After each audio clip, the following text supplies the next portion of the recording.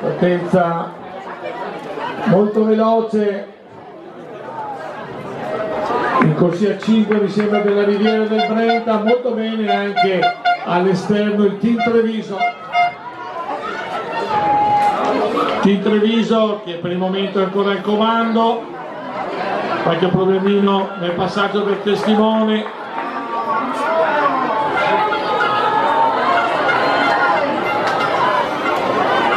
Siamo all'ultimo cambio in corsia numero 3, la Malignani Libertas Udine, in corsia 8 il Team Treviso, in corsia 2 Francesco Francia rinviene bene, in corsia 7 il Cus Trieste.